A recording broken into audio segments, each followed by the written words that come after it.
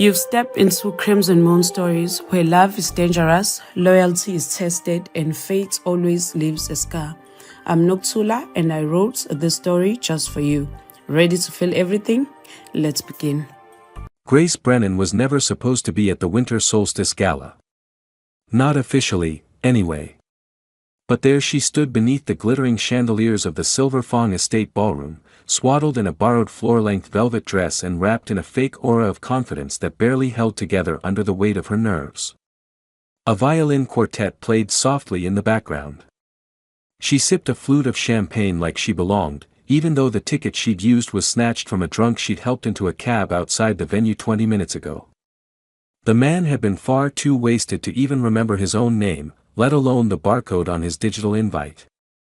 Don't look at the guards. Just act rich and bored, she muttered to herself, eyes scanning the lavish crowd. Alphas from major packs, betas with too many teeth and not enough charm, omegas in glittering gowns that cost more than her rent. She'd come here looking for a few good networking opportunities and maybe a warm meal she didn't have to pay for. Her roommate, Lydia, had dared her. You said you wanted to meet new people. This is how people meet people, through deception and hors d'oeuvres. Grace had laughed. She wasn't laughing now. A man brushed past her, growling low into his phone. If the Luna isn't here in 5 minutes, tell Marcus to move without her. We don't have time for her theatrics. That word again. Luna. It had been tossed around all night. Everyone was whispering about her. The elusive Luna-to-be of the Black River Pack. Supposedly stunning. Supposedly powerful. And apparently, a no-show. Grace took another sip, pretending not to care. Her black heels pinched. The lights overhead gave her a headache. The champagne had gone warm in her glass. She made her way toward the open-air courtyard, hoping for fresh air and fewer wolves. The patio was empty except for one man.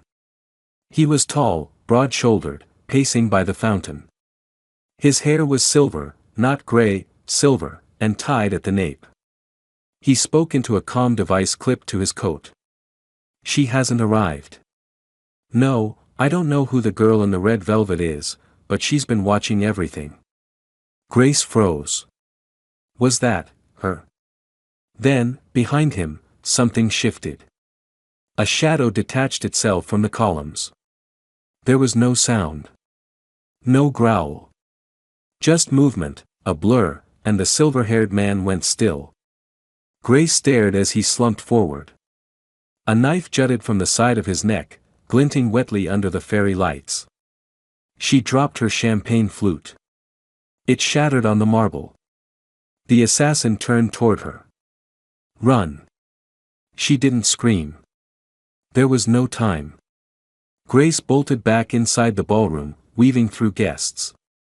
A few turned at the sound of breaking glass, but none of them saw what she'd seen. They didn't see the man collapsing.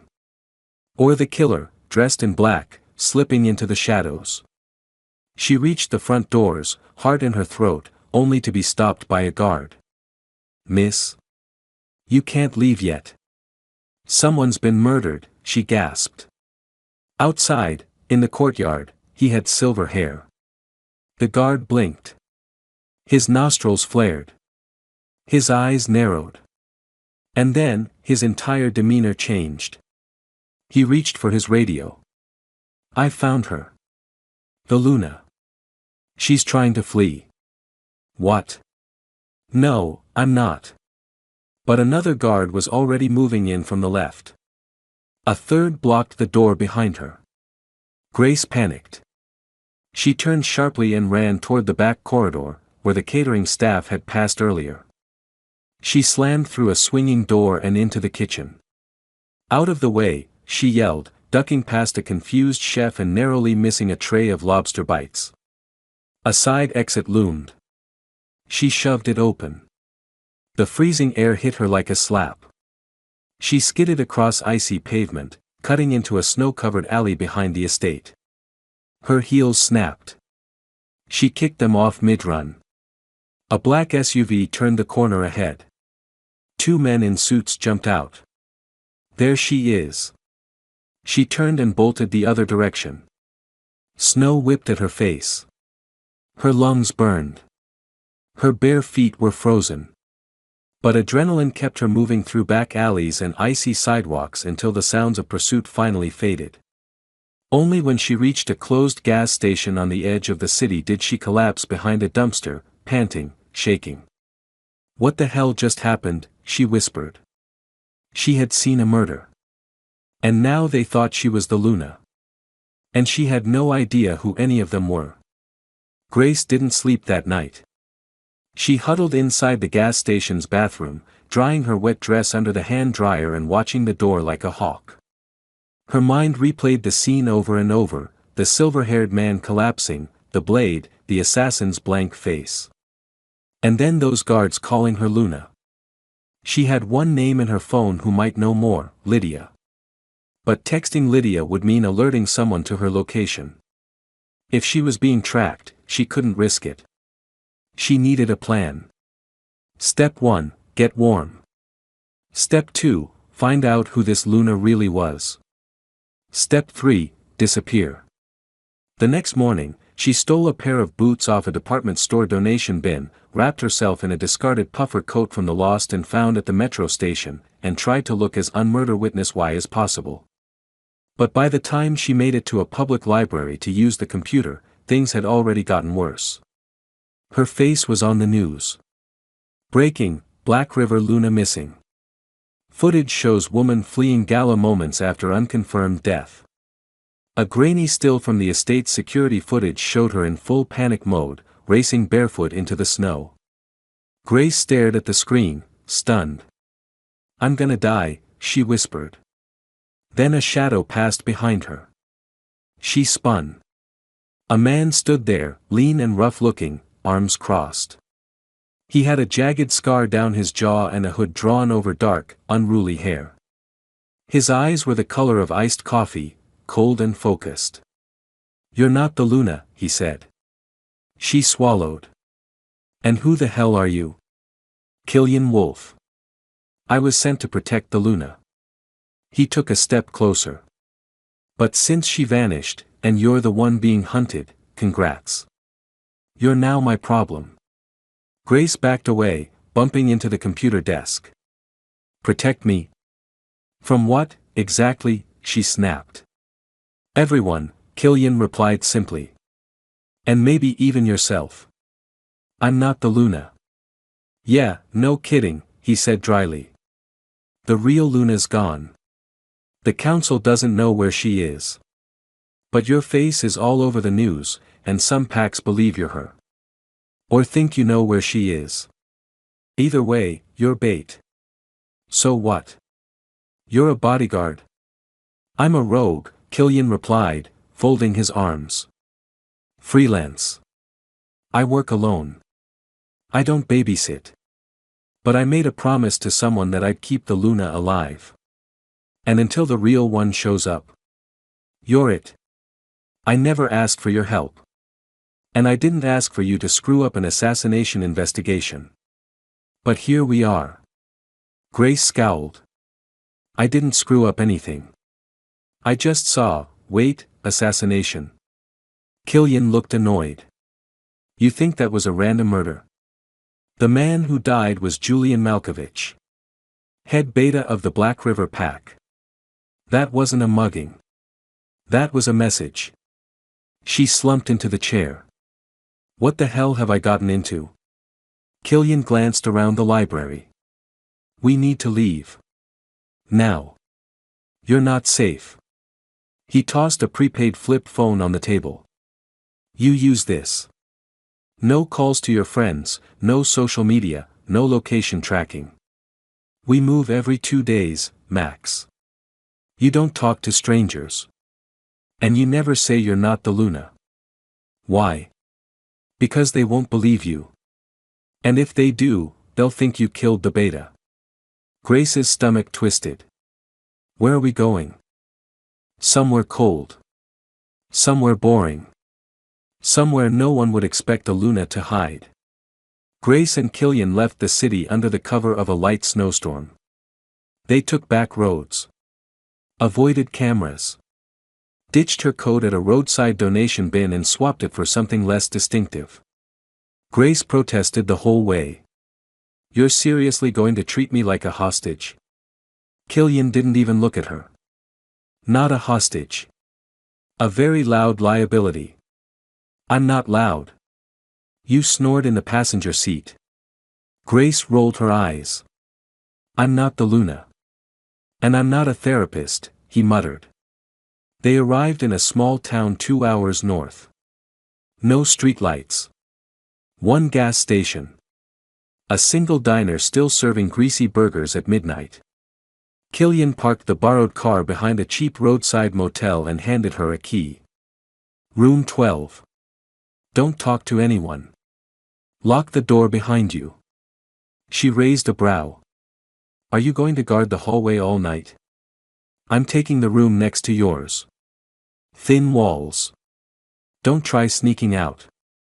Grace walked into the motel room, the scent of bleach and pine-scented air freshener slamming into her face.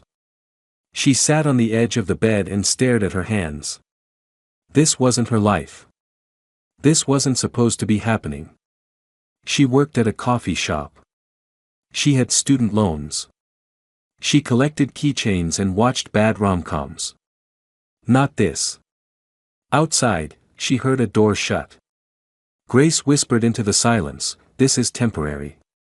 Just until they find the real Luna." But a part of her, the quiet part, the part that had watched Killian move like a predator through the snow, wondered if it was already too late for that. Grace woke up to the sound of wolves howling. Real wolves. Not the two-legged, coffee-addicted kind.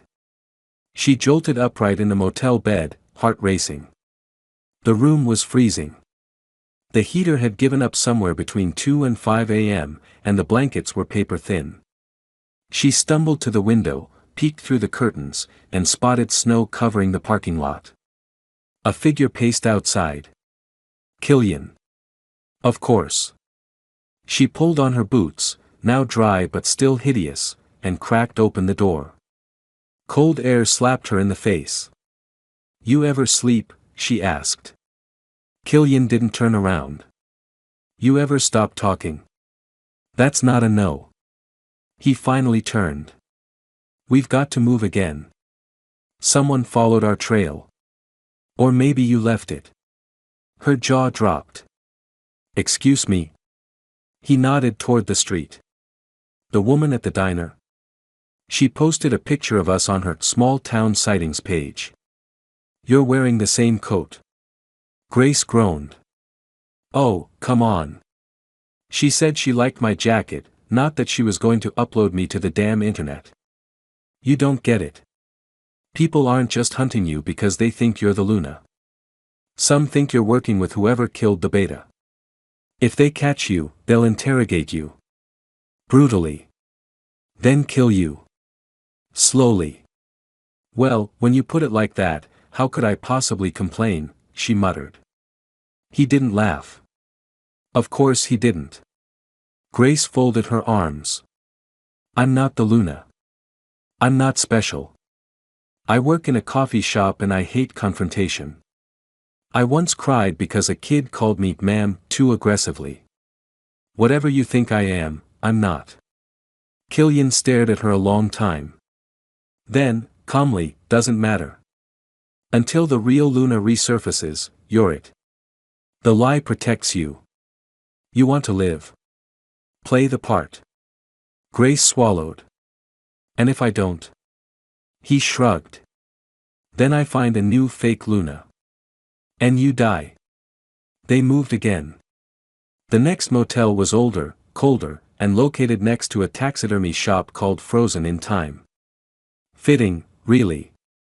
Killian insisted on getting separate rooms again, but this time the walls were so thin Grace could hear him sharpening something in the next room. Metal on metal. Rhythmic. Creepy. She couldn't sleep. Instead, she opened the ancient motel nightstand drawer and found a local tourist map from 10 years ago. She marked all the places she'd been since the gala and cross-referenced them with the route they'd taken. Something didn't sit right. They weren't just running randomly. She knocked on the wall between their rooms. "What?" came the reply. She knocked again, louder. Killian sighed and opened her door a second later, shirtless, towel over his shoulder, hair damp. Grace blinked. "Oh. Wow. Okay. Did you knock just to flirt or is this an emergency?" She held up the map. "Are you taking me somewhere specific?" He studied her silently. Then turned, walked back into his room, and left the door open. She followed. "Your map's outdated," he said, lighting a small burner stove to make coffee. "But yes. I'm not just joyriding around the country with a fake Luna for fun." "Then where are we going?" "There's a contact I trust. An old alpha who owes me more than a few favors. Lives in a private territory off the grid. He's got safe houses and neutral ground. If we reach him, we might be able to figure out what the hell is going on." Grace narrowed her eyes. "So you don't know what's going on?" "I know you saw something you weren't supposed to. I know the real Luna ran. I know someone killed a beta in public, which means they want a message sent. And the message is? No one's safe. Not even the top of the food chain." Grace folded the map.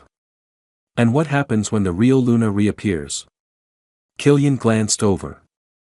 "Then you're free to go back to your coffee shop and forget I exist." She hesitated. "What if I don't want to forget?" He didn't answer. They hit the road before sunrise. Killian had rules. Lots of them. No real names. No talking to strangers. No social media. No calls. No credit card use. No stopping unless he said stop. No arguing. Grace broke at least 4 before noon. She chatted with a truck stop clerk about blueberry pie. She texted Lydia with a prepaid burner phone when Killian went to the bathroom. She posted a blurry shot of the snow with the caption, "So cold even my sarcasm has frostbite." Then she used her debit card at a vending machine. Killian found out. "You used your card," he exploded when they got back to the truck. "I wanted peanut butter M/and M's, she said defensively. "And the machine didn't take cash." He glared at her, muscles tight. "You just gave them a location ping. I told you, no cards. You didn't say vending machines. You're going to get us both killed over sugar. I'd die for peanut butter, honestly." He growled, actually growled, and slammed the door. The truck peeled out of the lot. They didn't talk for miles. Then Grace broke the silence. "You know, for a bodyguard, you have zero bedside manner." "I'm not a bodyguard. I'm a rogue. Big difference." "Well, do rogues ever say please?" "Only when asking for forgiveness. And I don't ask." She leaned her head against the window. "Bet you were a real joy at school." "I didn't go to school." That shut her up. They stopped at a quiet roadside diner in the middle of nowhere. Grace nearly cried at the smell of real coffee and something deep-fried. They ordered quietly. She got pancakes and hash browns. He ordered black coffee and eggs. The waitress, an older woman with sharp eyes and a sharper nose, lingered longer than necessary. "You two from out of town?" she asked. Killian nodded without looking up. "Passing through." Grace smiled politely. "Just taking a road trip." The woman's nostrils twitched. "You smell like wolves." Killian's chair shifted slightly. Grace blurted, "We're allergic to cats." The woman frowned. "Sure, hon, just don't bring trouble here. We've got enough of it." They ate in silence. When they returned to the parking lot, the truck was gone. "Tell me you parked it over there," Grace said. Killian didn't answer. Grace turned. "Please tell me you parked." It's stolen. Okay, that's just, how does someone steal from a rogue? He was already scanning the road. They didn't take it far. That truck's got a faulty transmission. Did you know that when you stole it? I had to hotwire it. It's not like I had a Carfax report. Grace sighed. What now? We borrow another one. Oh no. Not again. But they did. They found an old Jeep outside a mechanic's yard and left $100 under the wiper. Grace objected. Killian said it was better than jail. They were back on the road by nightfall, Grace mumbling to herself in the passenger seat. You say borrow, I say highly illegal joyride with a morally flexible werewolf. Tomato, tomato. By the next morning, the storm had worsened. Visibility dropped. Roads became icy ribbons of white. Killian gripped the wheel in silence, eyes sharp, body tense. Grace watched the flakes swirl outside. So, how do you know the real Luna? Killian didn't respond at first. Then, she was my sister's best friend. That surprised her. You have a sister? Had. Oh. He didn't elaborate. Grace cleared her throat. Did your sister, was she? She was murdered 2 years ago. By her own alpha. Grace fell silent. Killian continued. The Luna, Isla, helped me expose him.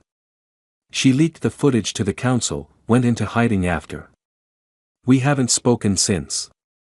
But when this happened, I knew she was either dead or on the run. Why would she run? Because she saw something worse than we did. Grace stared at the windshield. I'm sorry about your sister. Killian gave her a rare glance. She was loud. Like you. Always cracking jokes. Drove me crazy. I like her already. She would have liked you. They shared a quiet moment. Then the Jeep sputtered. Killian frowned. We're losing power. No, no, no, don't do this, Grace said, clutching the dashboard like it could help.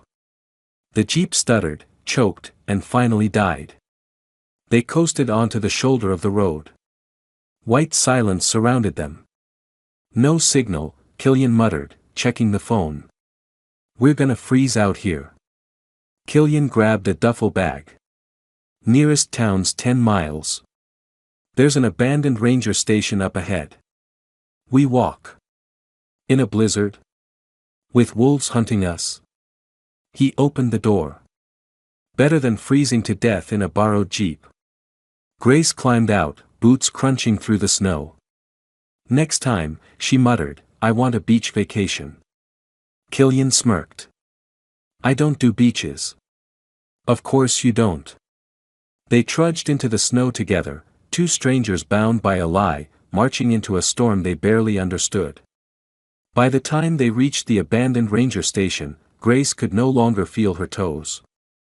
It wasn't much, 2 small cabins buried in snow and forgotten by time, but Killian broke the lock and got them inside. There was a fireplace, a half-stocked pantry, and a working generator that groaned to life after Killian cursed at it for 10 solid minutes. They stayed there for 2 nights, waiting out the storm. On the 3rd morning, with sunlight peeking through the frost-glazed windows, Killian declared, we need to disappear better. Grace, wrapped in 3 layers and drinking tea from a chipped mug, lifted a brow. Better than this? We're in an off-grid cabin surrounded by snow and taxidermy bears. Too temporary. People will track movement patterns. They'll look at car thefts, surveillance gaps. We need to embed. Grace blinked. You want us to settle? Just for a few weeks. Blend in. She looked skeptical. Doing what? You gonna become a ski instructor and I'll join the local knitting club? Killian gave her a look. I'll handle logistics. You find a job. Something normal. Something quiet. You want me to get a job while hiding from wolves who want to kill me? Yes, he said calmly. Because no one will look for a Luna working the returns desk at a library. Grace stared at him. I was joking. He didn't blink. 2 days later, Grace was shelving romance novels at the Pine Hollow Community Library under the name Emily Lane. The town was small, cold, and suspiciously quiet. Pine Hollow had one diner, one pharmacy, 2 churches, and a weekly newspaper that still printed on actual paper. Grace rented a room above a closed antique store under a fake lease arranged by Killian. She hated how easily he made her disappear. She hated even more how quickly she got used to it.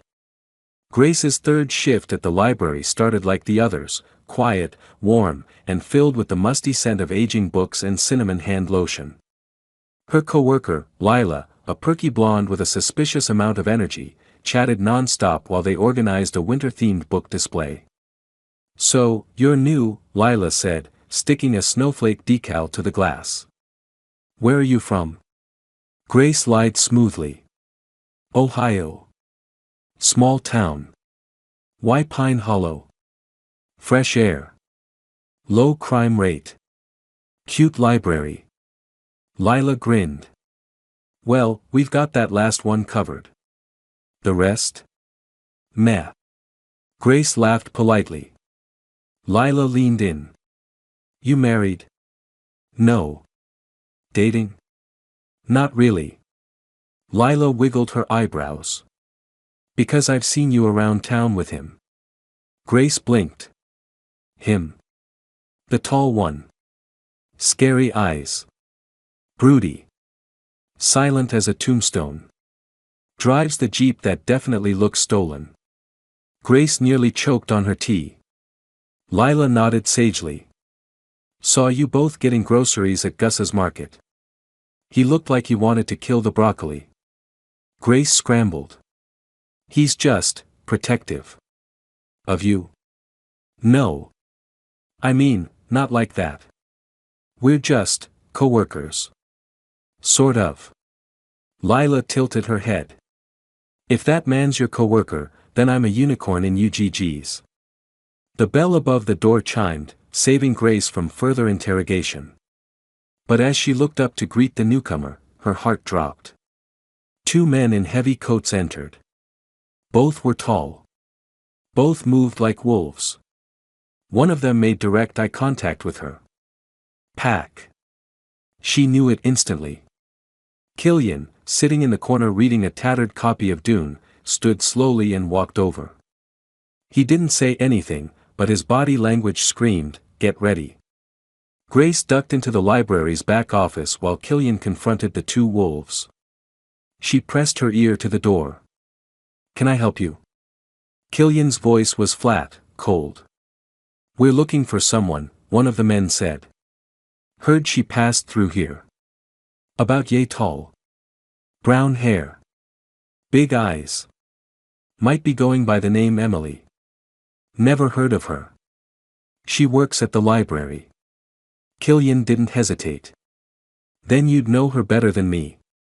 The door creaked open and Lila stuck her head in. Hey, Emily, are you okay? These guys said they're your cousins. Grace froze. Killian appeared beside Lila like a ghost, placing a firm hand on her shoulder. Family reunions cancelled, he said tightly. The 2 men stiffened. One stepped forward. Who the hell are you? Someone you don't want to test. The wolf on the left bared his teeth. You rogue trash always think you can play protector. Killian's eyes flashed amber. You think I'm protecting her, he growled. I'm trying to keep her alive. You start something in here, you won't walk out. The men didn't move. Lila blinked between them. Okay, tension level is at like a 12, and we usually keep it around a 3. So, unless you're checking out books, you need to leave. Surprisingly, they did. Killian shut the door behind them and locked it. You have 5 minutes, he told Grace. Pack your things. But my shift. We're burned. They found us. Grace sagged. I liked this town. I liked the library. He met her eyes. Then blamed the Luna for running. They drove into the mountains that night. No map. No destination. Just snow and silence and two wolves pretending not to be exhausted. Grace leaned her head against the window. "You could leave," she said quietly. Killian said nothing. She turned to face him. "I'm not the Luna. You know that now. So why are you still here?" "Because I made a promise," he said without looking at her. "To who?" "To Isla," he said. "The real Luna. I told her I'd protect her if things went south. And since she's gone, you're all I've got left of that promise." Grace exhaled. "But you know I'm not her. That doesn't change the deal I made." They drove in silence for a while. Then she asked, "What was she like?" "Isla?" Killian shrugged. "Smart. Reckless. Always thought she could save everyone." "And did she love your sister?" "She died trying to protect her," he said simply. "That's love enough." Grace swallowed. "So now you're protecting me because, guilt?" "No. I'm protecting you because it's the right thing to do." He glanced at her. "And because, frankly, you'd be dead without me." Grace smiled slightly. "Fair." They stopped at an abandoned ski lodge buried in snow, far from the nearest road. Killian cleared a path to the entrance while Grace trudged behind, grumbling. "I swear, if we find another dead raccoon in a fireplace, I'm quitting the witness protection program." He chuckled under his breath. "You'd make a terrible Luna anyway." "Why? Because I don't wear fur and glare at everyone." "Because you talk too much." "Rude." She grabbed a chunk of snow and hurled it at his back. It exploded across his coat. He turned, expression unreadable. Grace took a step back, mock serious. "Don't you dare." He lunged. They wrestled in the snow, laughing for the first time in days. She landed a hit to his shoulder. He retaliated by tackling her into a snowbank, both of them breathless and grinning. Grace looked up at him. Killian's smile faded. His face was inches from hers. The cold air between them turned warm, heavy. "You have snow in your hair," he murmured. "Yeah. You have murder in your eyes," she whispered back. He didn't move. She didn't look away. Then he stood, offering her a hand. "Let's go inside." Grace took it, heart pounding. For a moment, she almost forgot she wasn't supposed to be falling for him. Almost. The ski lodge was dusty, half-frozen, and smelled vaguely like mold and stale air. But it had intact windows, a working fireplace, and a door that locked. That counted as luxury these days. Grace spread out a pile of old blankets and settled onto a sagging couch in front of the fire. Killian took the floor beside the window, back resting against the wall, his arms folded, eyes alert even in near dark. "You always sleep like that?" she asked, yawning. "Like what?" "Like you're waiting to be stabbed." He didn't answer. Grace huffed. "You're exhausting, you know that.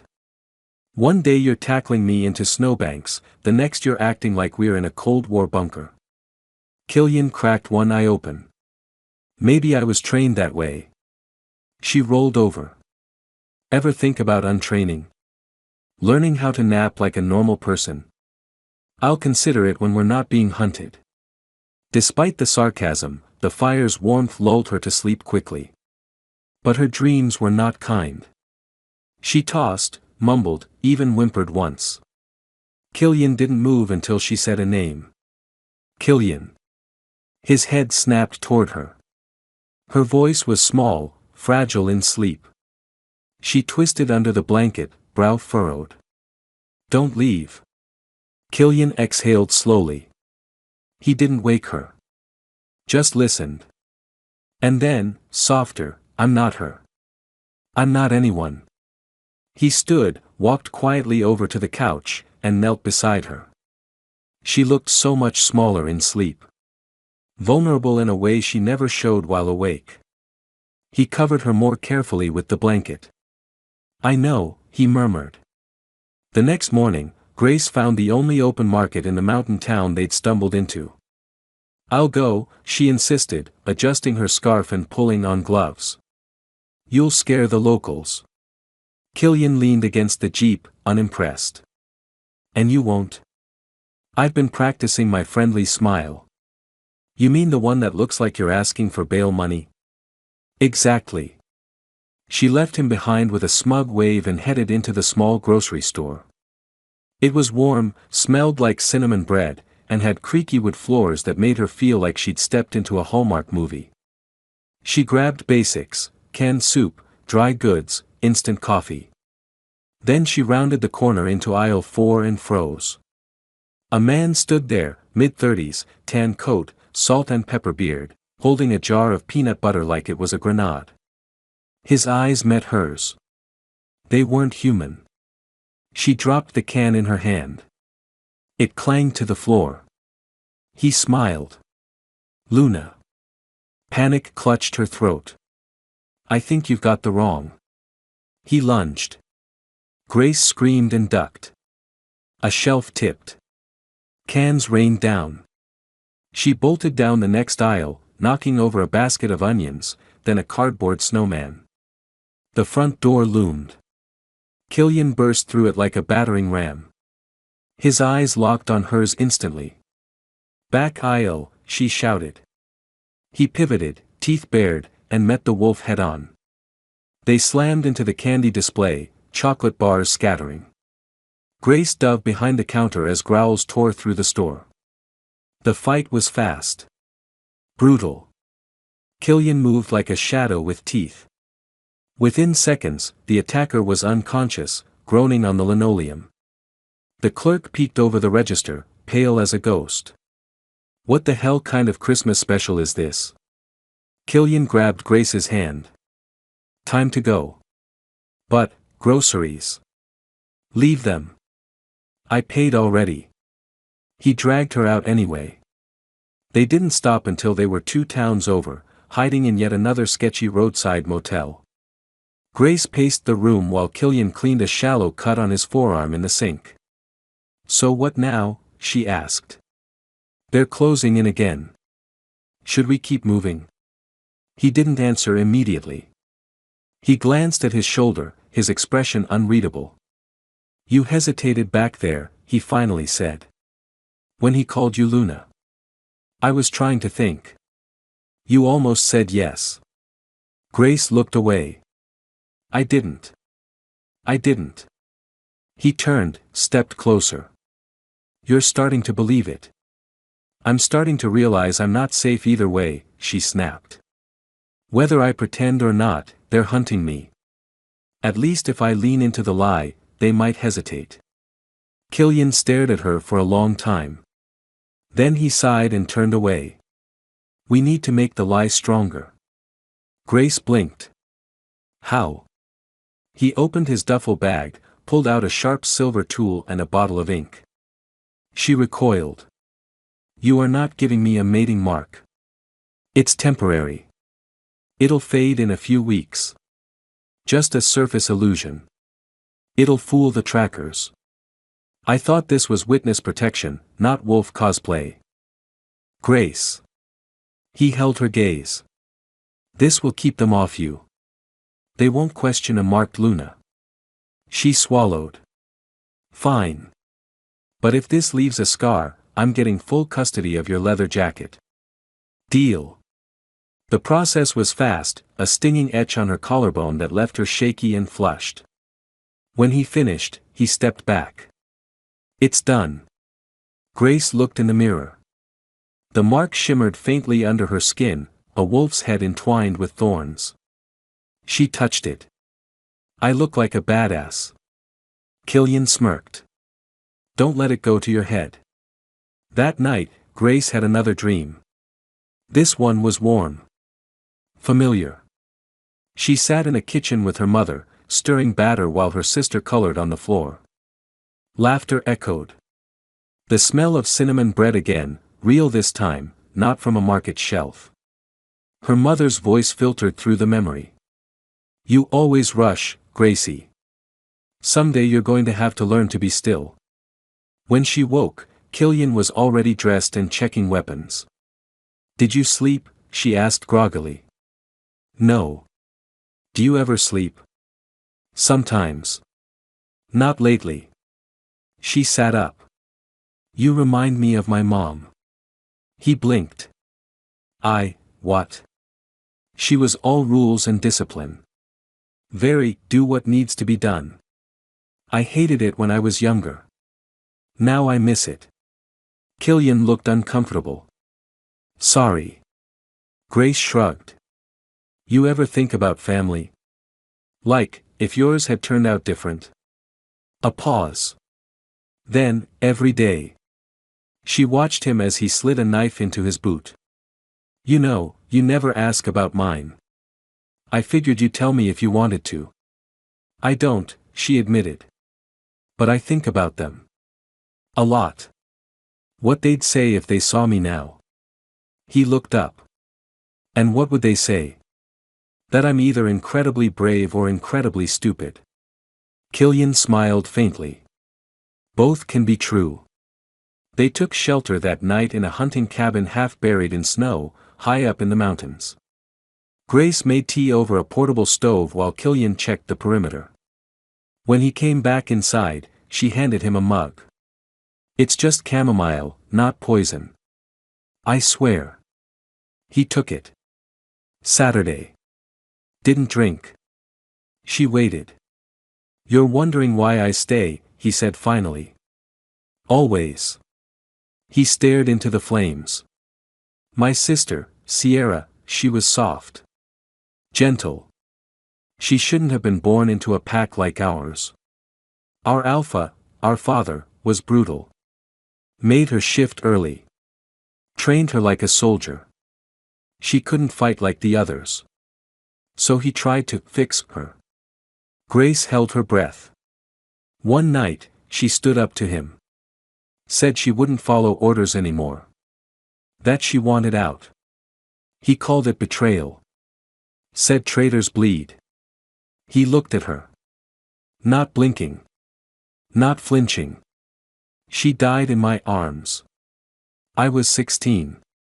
Grace felt her throat tighten. Killian. I swore then I'd never serve another alpha. I ran. Went rogue. I learned to survive on my own terms. And when Isla came to me years later, asking for help, saying she'd seen something in Black River that scared even her, I knew it wasn't over. He took a sip of tea.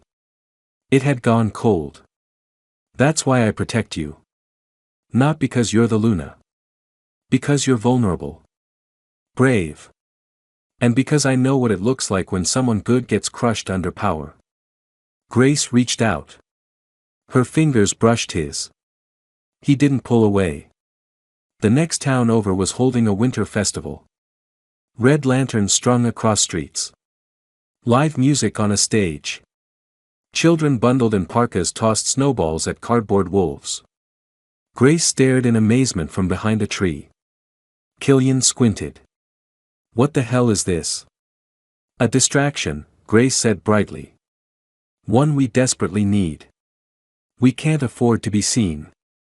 No one's looking for the Luna at a festival with cotton candy and bad pop covers. Before he could argue, she pulled his hoodie further down over his face, took his hand, and dragged him toward the crowd. Killian didn't like crowds. Or being touched. Or glitter. So the festival was basically his personal hell. Grace, on the other hand, was beaming. She bounced from stall to stall, buying caramel popcorn and a hideous crocheted scarf. She even forced him into a photo booth. He refused to smile, of course. But she caught the moment he looked at her sideways, when her laugh startled him, like he hadn't heard something that honest in years. Later, they ended up near a karaoke tent. Grace smirked. Oh yes. No. You owe me for dragging me through 3 snowstorms. That logic makes no sense. She was already signing up. Moments later, she was on stage, butchering a rendition of Total Eclipse of the Heart with dramatic hand gestures and zero shame. Killian stood in the back, jaw clenched, and utterly mesmerized. When she returned, out of breath and triumphant, he handed her a hot chocolate. "Next time," she said, grinning, "you're singing with me." "Not happening." She nudged him. Even rogues have guilty pleasure ballads.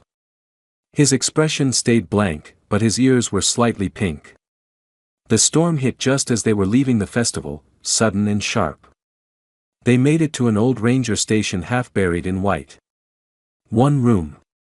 No electricity. Barely a fireplace. Grace peeled off her soaked coat, teeth chattering. "Well, this is cozy in a we might die here sort of way." Killian checked the lock on the door. "Storm's bad. We'll have to wait it out." They changed into dry clothes, him turning his back, her muttering about modesty being a luxury, and sat by the fire. It was quiet for a while. Then Grace pulled out a single sleeping bag. Killian blinked. "Where's the other one?" "There is no other one. You packed like a minimalist assassin." "We're not sharing." She arched a brow. "Fine.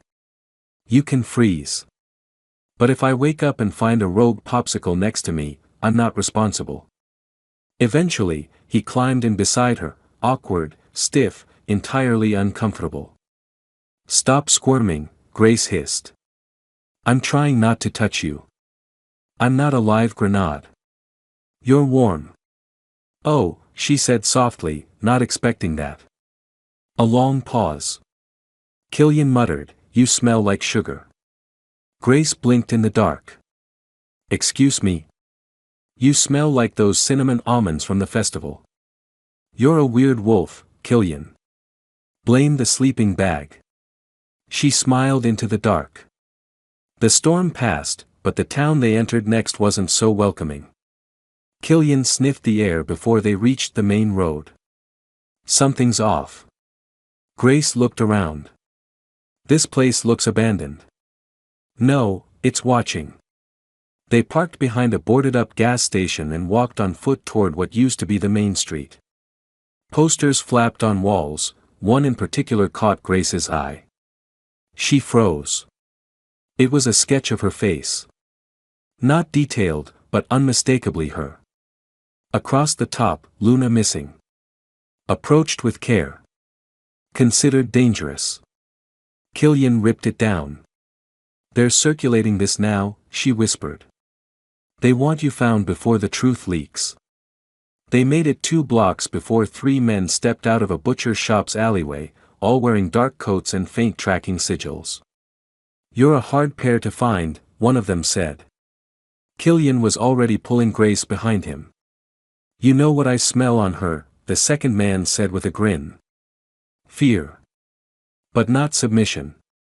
That's dangerous in a Luna." "She's not your Luna," Killian growled. The leader stepped forward.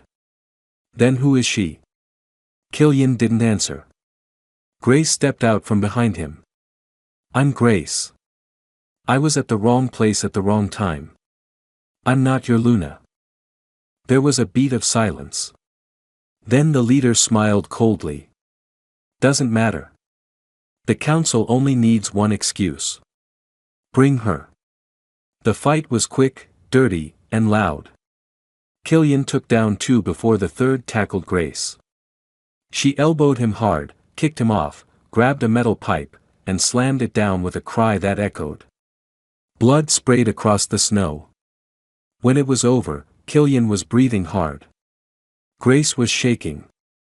"Are you okay?" he asked, voice low. She nodded. "No. But I will be." Back at their makeshift safe house, Grace stared at a burner phone. "You sure about this?" Killian asked. "I need to talk to someone. Just once."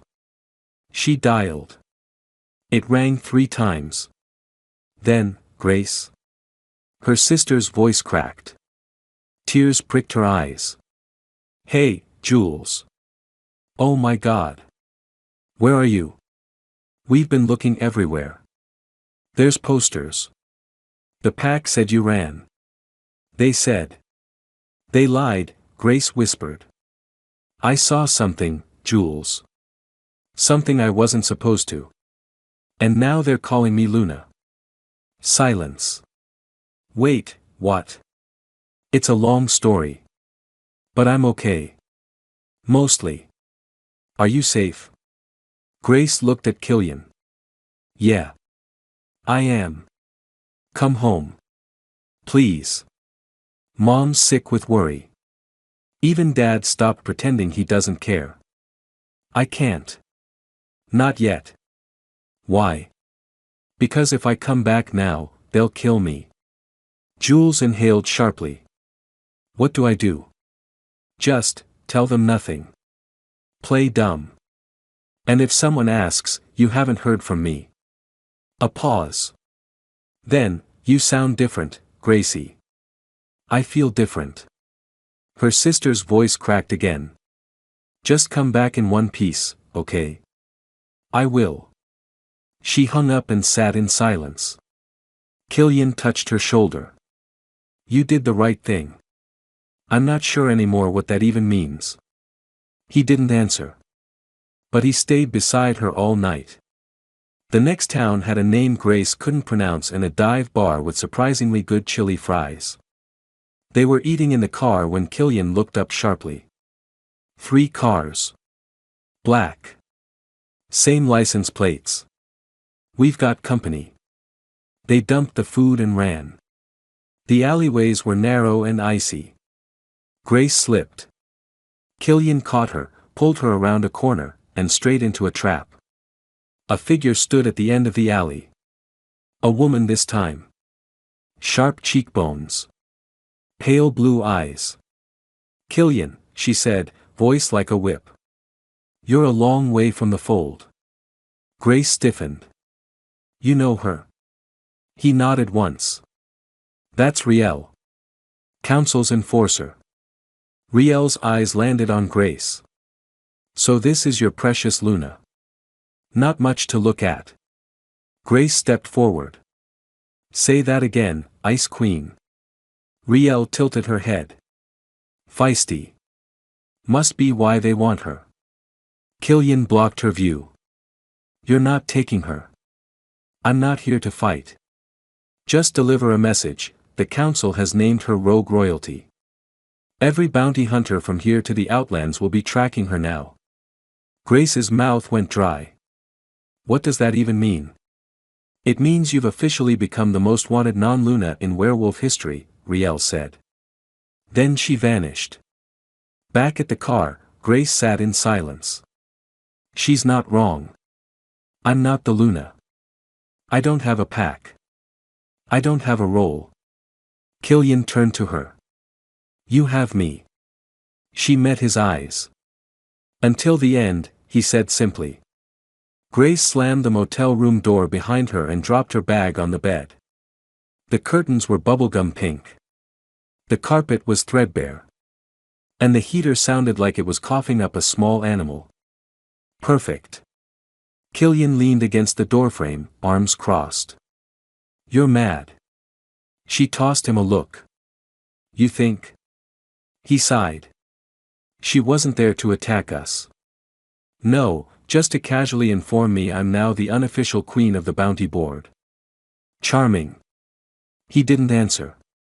She paced. This whole time, I thought if we just kept running, we'd make it somewhere safe. But the council already made their move. I'm not some secret they're hiding anymore. I'm bait. And you're caught in the middle of a mess that isn't yours. I chose to be here, Killian said flatly. You could have walked away. I don't walk away from people who need me. Grace froze. The silence between them stretched. Then she shook her head. Why are you like this? Like what? You act like a heartless mercenary, but you saved me more times than I can count. You cook breakfast, you wrap my ankle when I fall, you stand in front of me every damn time someone threatens me. And now, Now you're promising to stay until the end. Why? Killian looked at her, eyes unreadable. Because you made me care, Grace. And I didn't plan on that. Her throat tightened. Outside, the heater groaned again. Grace finally spoke, voice barely above a whisper. I don't know how this ends. We make it end on our terms. She met his gaze. Then promise me. No more running. We start fighting back. He nodded. I promise. Grace stared at the map spread across the motel desk. It was stained with coffee and takeout grease, but it showed what they needed: packed territory, rogue routes, and safe houses. We can't keep zigzagging across states, she said, tapping the edge of the map. We need to hit the fold. Killian stiffened. It's your old territory, right? I left for a reason. Is one of them the council won't expect you to go back? He didn't reply. She stepped closer. Killian, I'm not trying to drag you into a memory lane of trauma, but we need allies. You said there are rogues there who owe you. They don't like strangers. I'm not a stranger. I'm infamous now. He exhaled sharply through his nose. Fine. But we keep it quick. Grace smiled. Quick and dirty. Got it. Later that night, Killian was shirtless, tending to a cut on his ribs when Grace noticed a faded scar near his collarbone. Bite mark? She asked. He didn't answer at first. It was supposed to be a mate mark, he said finally. Didn't take. She stared. You were. No. It was forced. She marked me to prove a point. That I belonged to her. That I wasn't free. Grace felt her stomach turn. What happened? I bit back. He said it so simply, but Grace saw the weight behind it. She moved closer, brushed her fingers near the mark. Does it still hurt? Not physically. She looked up at him. You're not the only one with scars. He nodded. I know. Their eyes locked. The space between them crackled with something neither of them was ready to name. Yet. The fold was a ghost town carved into the side of a frozen ridge. Snow covered half-collapsed cabins and twisted iron fencing. But eyes watched from behind the wreckage. Killian parked the car and stepped out first. Stay behind me, he said to Grace. From the trees, figures emerged. Some limped. Some snarled. All of them bore the signs of pack rejection: scars, missing ears, burned marks. One stepped forward. Broad shoulders. Shaved head. Amber eyes that flicked over Killian and narrowed. Well, well, the man said. Look who the wind dragged back. Killian Black. Still ugly as ever, Damon, Killian replied. The man grinned. And you still owe me a favor. Grace stepped forward. He's here to pay it. Damon raised a brow. Who's the mouthy one? She's under my protection, Killian said. Is that what we're calling it now? Damon's smirk deepened. Killian didn't smile. We need shelter. Information. And maybe, a few friends. Damon eyed Grace. She's the one everyone's whispering about, isn't she? The not Luna with the bounty bigger than most alpha territories. Apparently I'm famous, Grace said dryly. Damon laughed. Fine. You can stay. But if anyone here tries to bite, don't blame me. These rogues don't follow rules. Killian shrugged. Good. Neither do we. Inside the largest cabin, a fire burned and tension simmered. Grace sat at the edge of the room, watching as Killian and Damon argued over an old, torn-up map. We can't just walk into Westmore, Damon snapped. That territory's crawling with council spies. We don't need to walk, Killian said. We use the tunnels. Grace perked up. Tunnels? There's an old smuggling route under the cliffs, Killian said. We used it years ago to get cubs out during the purge. Still intact? Grace asked. No idea, Killian replied. That's the risk. Damon exhaled. And what happens if we get you in? Then we take something the council can't ignore, Killian said. Proof that they orchestrated the murder. Grace sat up straighter. You think that still exists? If it does, it's in Westmore. That's where it started. Damon rubbed his jaw. Fine. I'll pull together 3 rogues. But if any of them die, I'll take the blame, Killian said. Grace added, so will I. The room went quiet. Damon stared at them both, then nodded. Tomorrow night. Dress warm. As everyone filed out, Grace grabbed Killian's arm. Are we really doing this? He nodded. We're not running anymore. We're ending it. She took a deep breath. Then said, okay. Let's burn it all down. Night fell like a black curtain. Killian, Grace, Damon, and 3 rogues, Maeve, Cutter, and Elias, crept toward the base of the cliff. Hidden beneath the snow was a narrow metal door, rusted shut. Damon wrenched it open. Ladies first. Charming, Grace muttered. The tunnel reeked of mold and blood memories. Their footsteps echoed. Grace's breath fogged as they walked. The air got colder with each step. How long does this go on? She whispered. Long enough to regret it, Killian said grimly. After an hour of silence and frostbite, Maeve halted. Something's ahead. They approached slowly, then froze. 3 bodies. Mangled. Recently dead.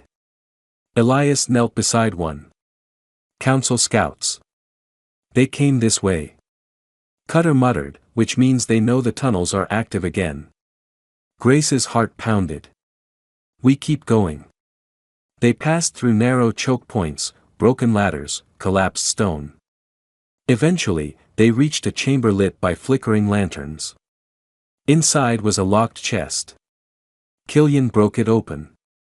Inside, scrolls. Files. Sealed letters.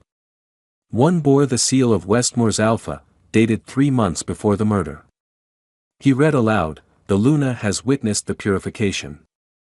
See to it she forgets." Everyone went still. Grace whispered, "This is it." Damon grunted. "We've got what we came for." But behind them, howls. Dozens. Killian's jaw clenched. Too late to sneak out. We fight our way back. Grace drew her dagger. "I hope someone brought snacks," she muttered. Killian smirked. "Stay alive, Grace." She winked. "You too, wolf boy." The howls echoed louder, bouncing off the damp stone walls of the tunnel. Grace tightened her grip on the dagger as footsteps pounded behind them. Killian pushed her behind a broken pillar and growled low in his chest. "They're here." Elias loaded his crossbow. "We've got maybe 30 seconds before they're on us." Maeve glanced at the scrolls Grace held tight to her chest. "Do not lose that evidence. If one of us goes down, you run." "I'm not running again," Grace snapped. "You're not dying either," Killian said, stepping closer to her. "Let me fight. You get those scrolls out of here." Grace opened her mouth to argue, but then the first scout lunged into view. Killian shifted mid-motion. Fur exploded across his body. His roar was deafening. Chaos erupted.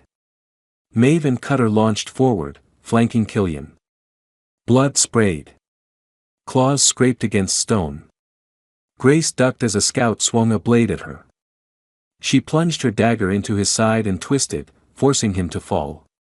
Damon covered their rear, shouting over the fray.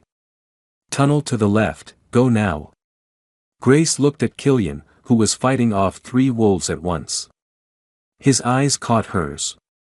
"G.O., he growled. She ran. Elias followed, crossbow raised, clearing their path as they sprinted down the left corridor. The tunnel sloped upward, light filtering from cracks in the ceiling. Grace could barely breathe. They'll catch us. Not if we collapse the exit. They found a wooden support beam. Elias smashed it with the hilt of his crossbow. Dust rained. The ceiling gave way. Stone collapsed, sealing the tunnel behind them. For a second, there was only silence. Grace dropped to her knees, scrolls clutched to her chest. We left them. They knew the risk. But Killian. A growl behind her. She whirled, and there he was. Bloodied, bruised, panting, but alive. You left without me, he asked hoarsely.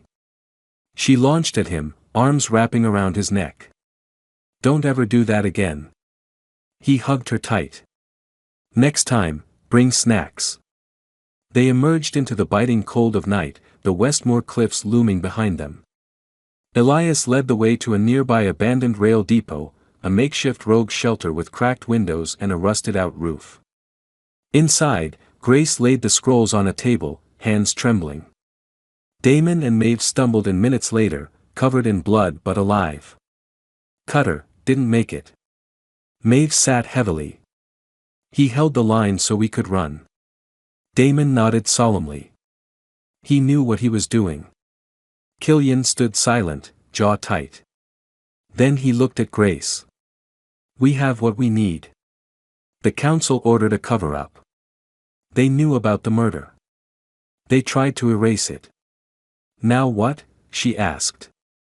We go public. With what media? Elias asked.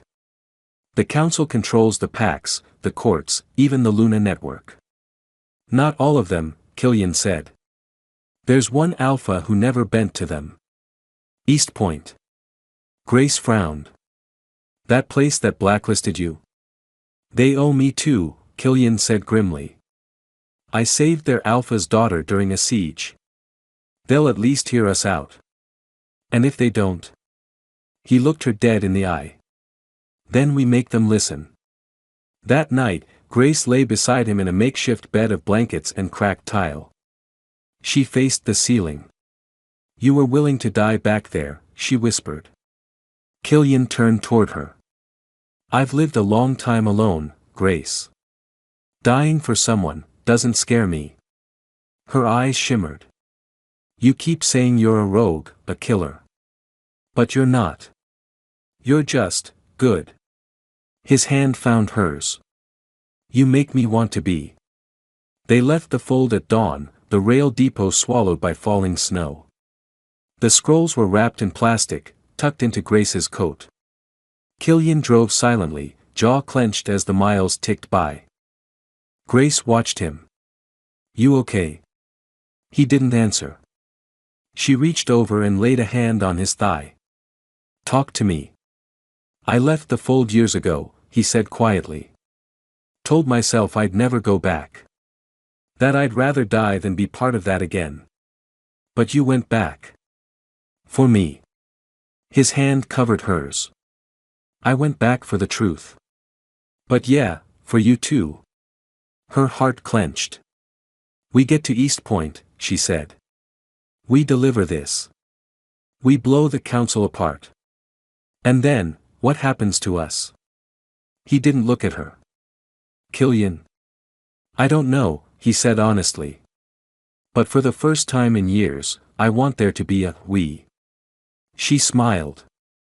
That's a good start. They stopped at a gas station. Grace went in to get coffee and emerged to find Killian face to face with a familiar figure. Emma. Grace froze. Emma raised her hands. Not here to fight. Killian stood tense, but silent. Emma turned to Grace. I came to warn you. The bounties doubled. They're calling you the Luna Pretender. They want your head before the next moon cycle. Why are you warning me? Emma's gaze flicked to Killian. Because if she dies, he breaks.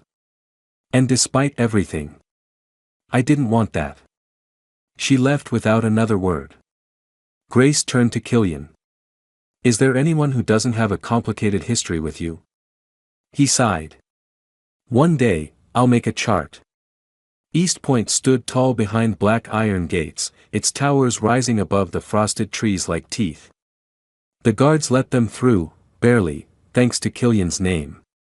Inside, they were escorted to a wide hall, blazing with firelight. Alpha Henrik sat at the head of a long table, flanked by his daughter, Lyra, and 3 war advisors. You've got 10 minutes, Henrik said. Killian placed the scrolls on the table. The council orchestrated a cover-up. This proves it. Lyra unrolled the scrolls. Her eyes widened. Henrik scanned them, face darkening. This implicates Alpha Monroe. That alone will start a war. Then let it, Grace said. He looked at her, surprised. You're the girl they want dead. They murdered an innocent woman and pinned it on me. Henrik glanced at Killian. You believe her? With my life, Killian said. That gave the room pause. Henrik finally nodded. We'll call the council to East Point. They'll think they're walking into a negotiation.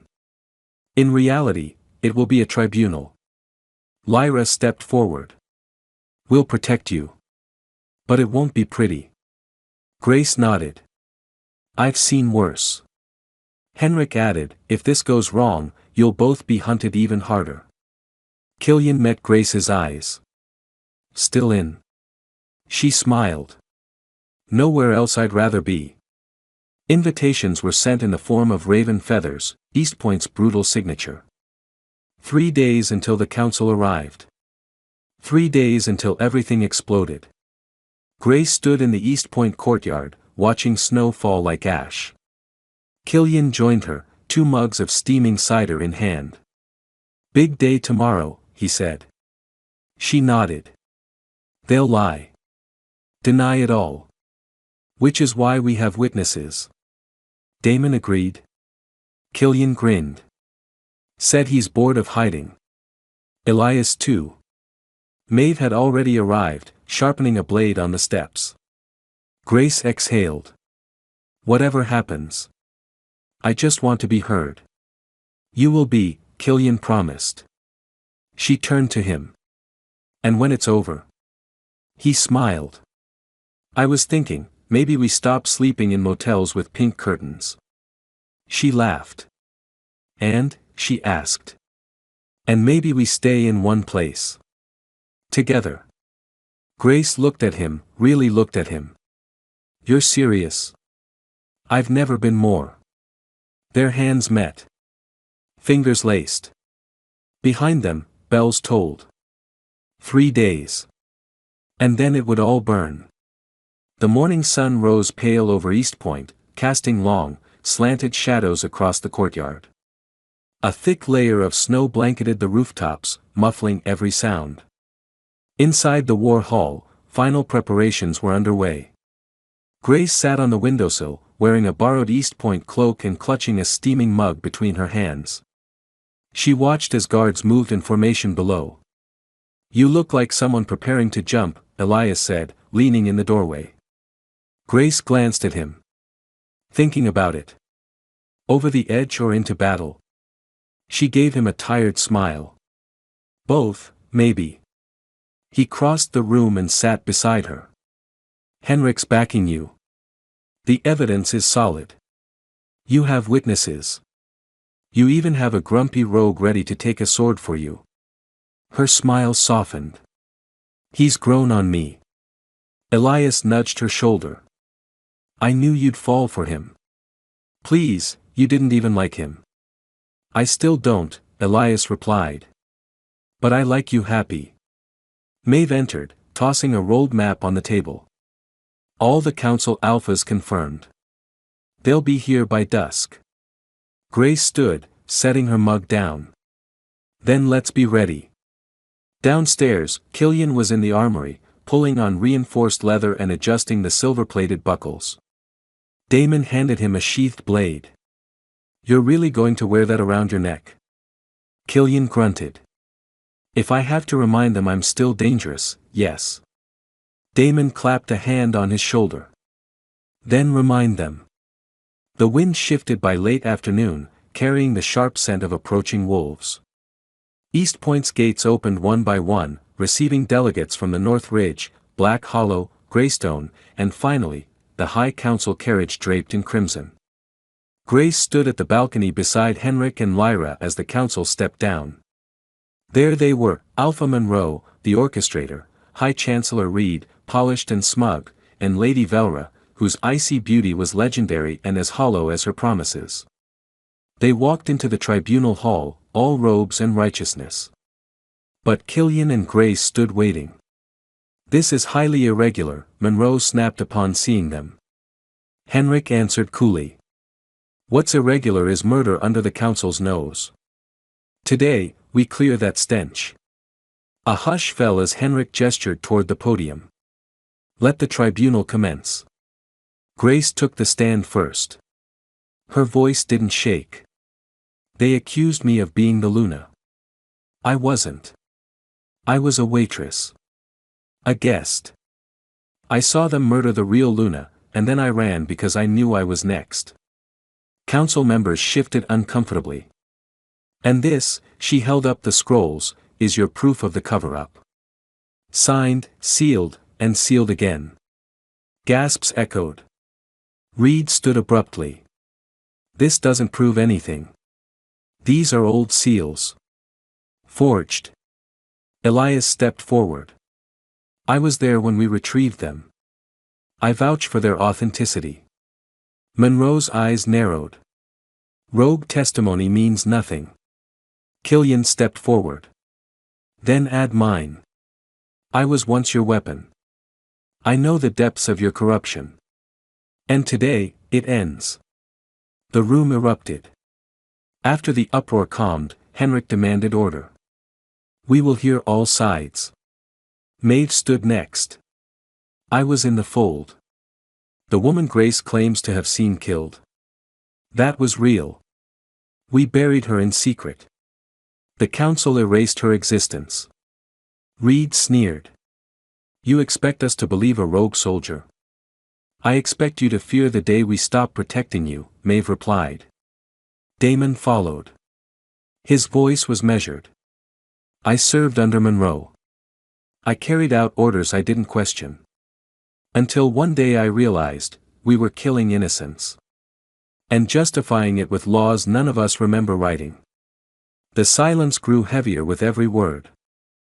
Then Lyra brought forward the scrolls. We had our scribes authenticate these against council archives. They match. Word for word. Monroe's lip curled. Even if it's true, there's no Luna here. The girl isn't even one of us. Killian stepped beside Grace. She's more Luna than any of you. She chose truth over comfort.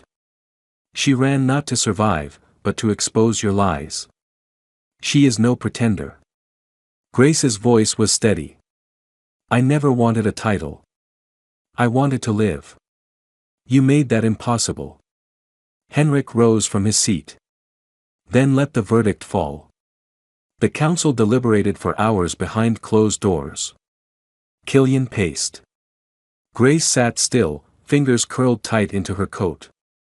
She felt Lyra's gaze on her and met it. You were brave today, Lyra said softly.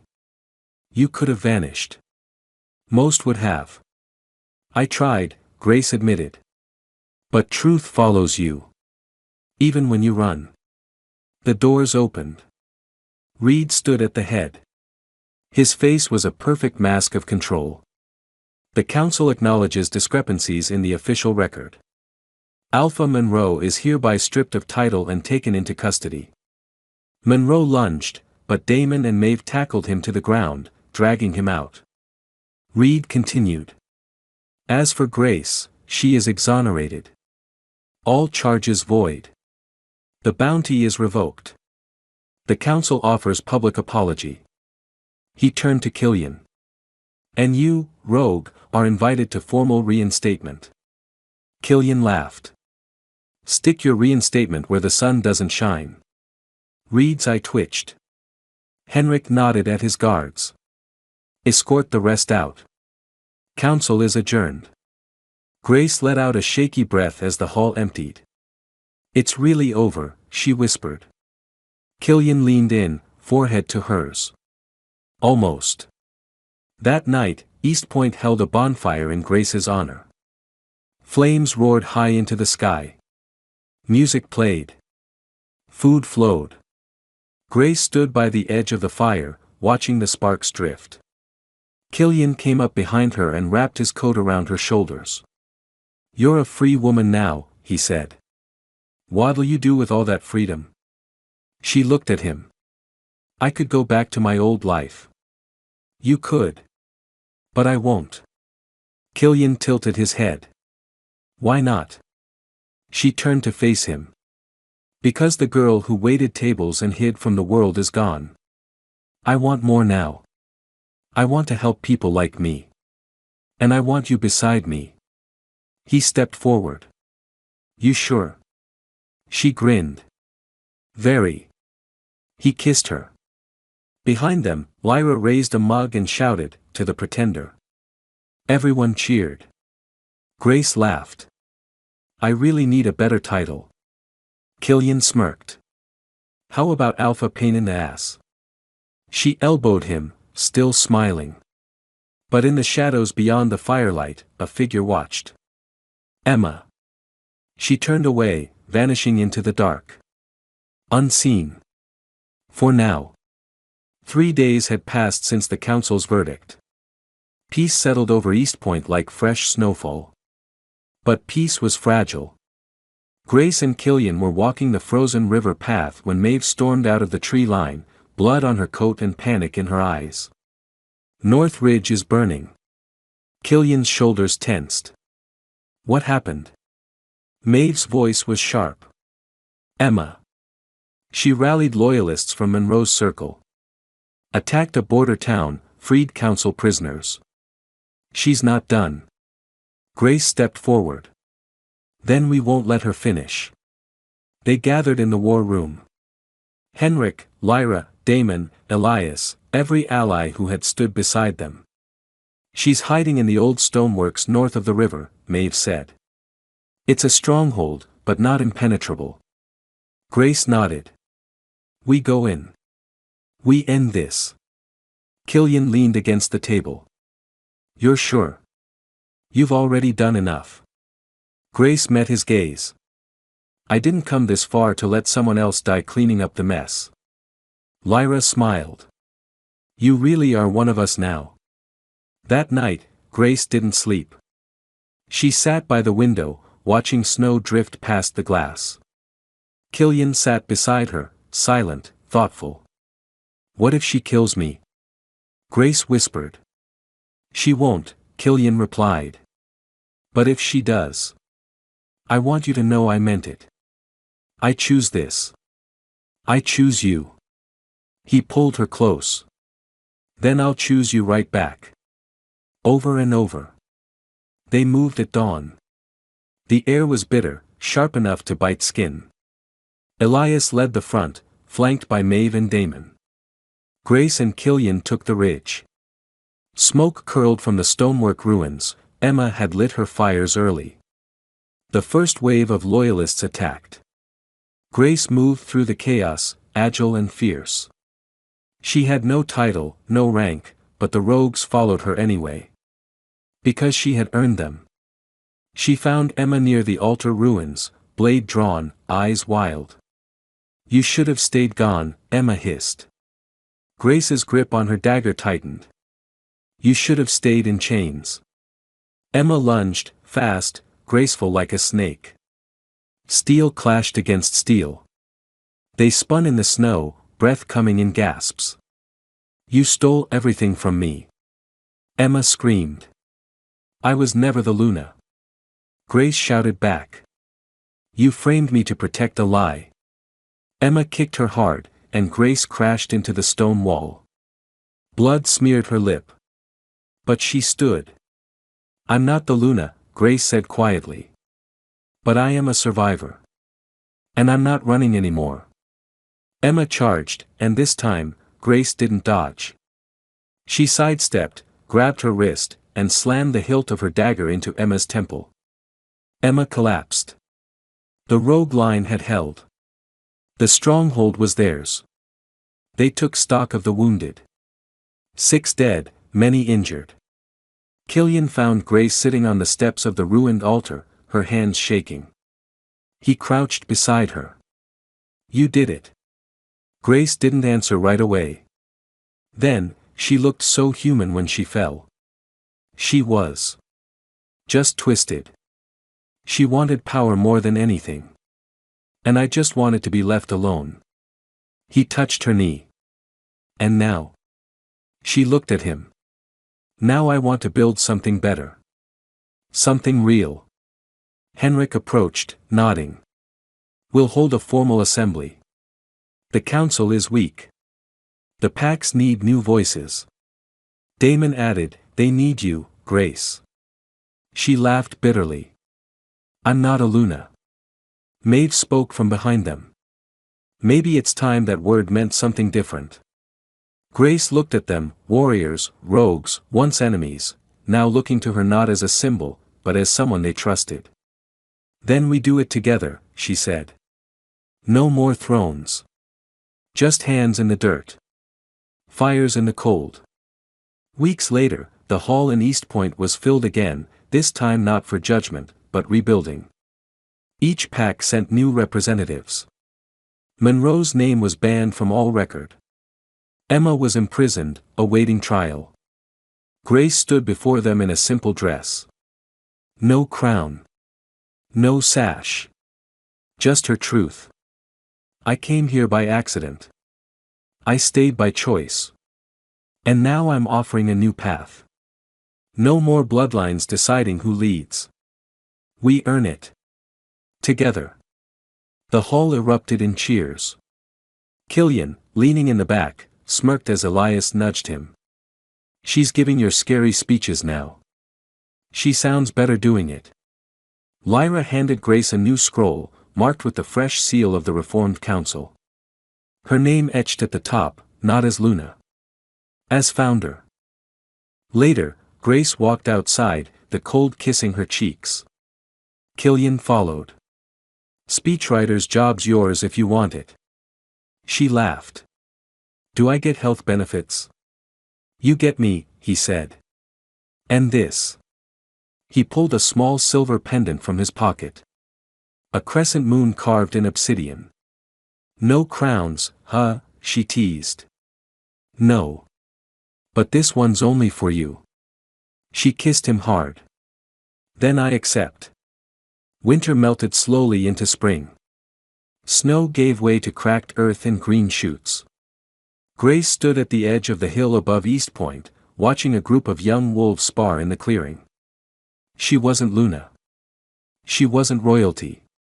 But they called her something new now, Grace. Just Grace. The one who ran. The one who returned. The one who stayed. Killian joined her, wrapping an arm around her waist. Ready for the road? They were leaving for a few weeks.